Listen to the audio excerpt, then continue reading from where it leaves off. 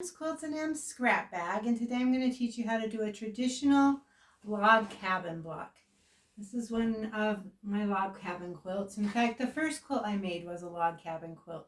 It was not as many rows as this.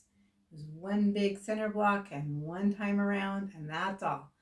But this is a great block to do. Thanks for watching my video. Remember, if you like it, to like and subscribe. All right, let's get started. For a traditional log cabin, we're going to start with 2 squares. So I'm just using 2.5-inch squares and jelly roll strips. You can play with what size you want depending on how big you want your log cabin.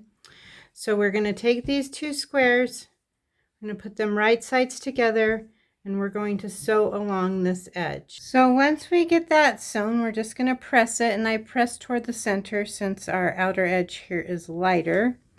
And then I'm just going to grab me another light strip, and we're going to take that light strip and sew it on the side. Technically you can cut a 4.5-inch since I am using 2.5-inch. You know me, I don't like to cut, so I'm using stuff I already have cut, and I always have 2.5-inch strips. So we're just going to flip that on there and sew along the edge here. So when we get that sewn on, we're going to line up lines on our ruler. So I'm lining up this with my seam, I'm lining up this with my seam, and I'm going to cut right here. Now as we go around, now we're going to go to a darker print. I'm going to do this one here.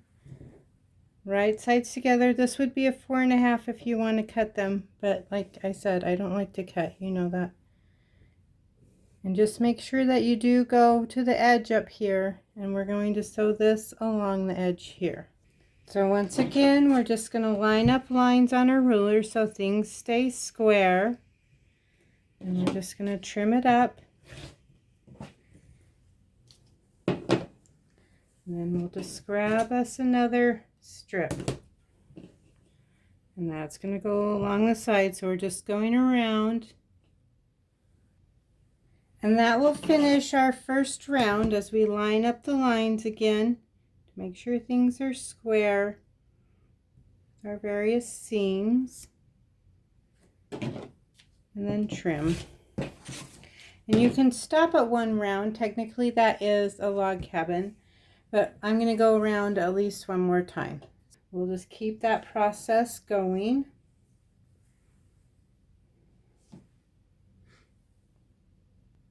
And your second round will look like this.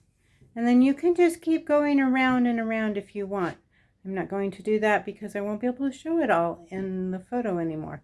This is a log cabin block, so you can just mix and match. Just keep making them. They're great for twist and turning. Let me know if you have questions.